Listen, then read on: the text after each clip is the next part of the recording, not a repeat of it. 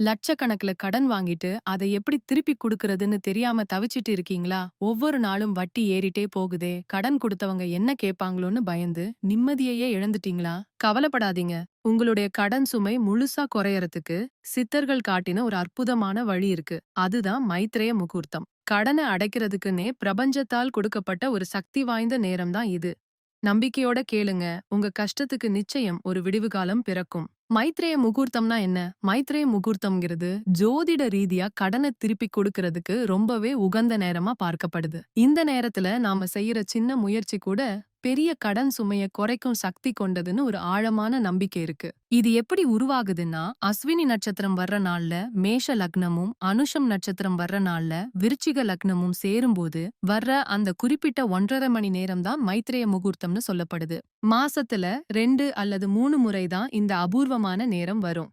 இந்த முகூர்த்தத்துல உங்க கடனில ஒரு சின்ன பகுதிய நீங்க திருப்பி கொடுக்கும்போது பிரபஞ்ச ஆற்றல் உங்களுக்கு சாதகமாகி மீதமுள்ள கடனை முழுசா அடைக்க ஒரு நல்ல வழியை காட்டும்னு நம்பப்படுது. இது சித்தர்கள் காட்டிய ஒரு ஞான வழி. சரியான நேரத்துல சரியான செயலை செய்யும்போது பிரச்சனைகளோட தாக்கத்தை குறைச்சு அதுல இருந்து நாம சுலபமா வெளியில வர முடியும். இப்போ 2025ஆம் ஆண்டு நவம்பர் மற்றும் டிசம்பர் மாத மைத்ரேய முகூர்த்த தேதிகளையும் நேரங்களையும் குறிச்சு வச்சுக்கோங்க. இந்த நேரங்களை தவற விடாதீங்க. உங்க இருப்பிடத்தை பொறுத்து நிமிடங்கள் அல்லது மணி நேரம் மாறுபட வாய்ப்புள்ளது. அதனால இந்த நேரத்தை ஒரு வழிகாட்டியா வச்சுக்கிட்டு உங்க உள்ளூர் ஜோதிடர்கிட்ட சரியான நேரத்தை உறுதிப்படுத்திக்கிறது ரொம்ப நல்லது. நவம்பர் 4ஆம் தேதி செவ்வாய் மாலை 4 மணி 33 நிமிடத்திலிருந்து 6 மணி 9 நிமிடத்திற்கு. நவம்பர் 21 வெள்ளி காலை 6:49 முதல் 8:25 வரை. டிசம்பர் 2 செவ்வாய் மதியம் 2 மணி 50 நிமிடம் முதல் 4 மணி 26 நிமிடம் வரை. டிசம்பர் 18 வியாழன் மாலை 4:19 முதல் 5:55 வரை.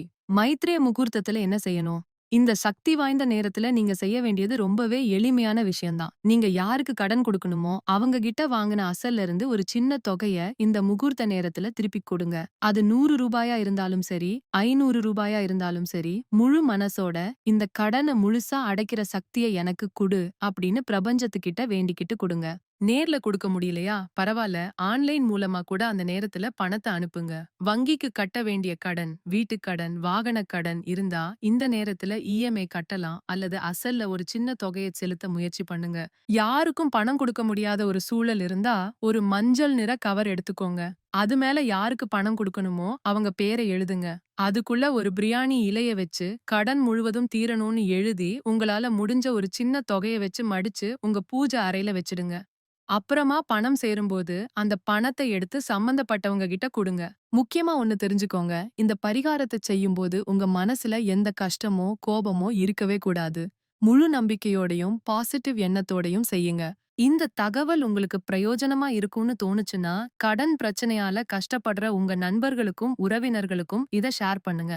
ஒருத்தருக்கு நல்ல வழிய காட்டுறது நம்ம செய்யற பெரிய உதவி. இது போல இன்னும் பல பயனுள்ள ஆன்மீக தகவல்களை தெரிஞ்சுக்க நம்ம சேனலை சப்ஸ்கிரைப் பண்ணிட்டு அந்த பெல் பட்டனையும் தட்டி விடுங்க. மலையளவு இருக்கிற கடன் கூட கடுகளவா குறைஞ்சு சீக்கிரமே நீங்க கடன் இல்லாத நிம்மதியான வாழ்க்கைய வாழ்வீங்க. எல்லாம் வல்ல இறைவன் அருளால உங்க நிதி நிலைமை சீராகி எல்லா வளங்களும் உங்களை தேடி வரும்.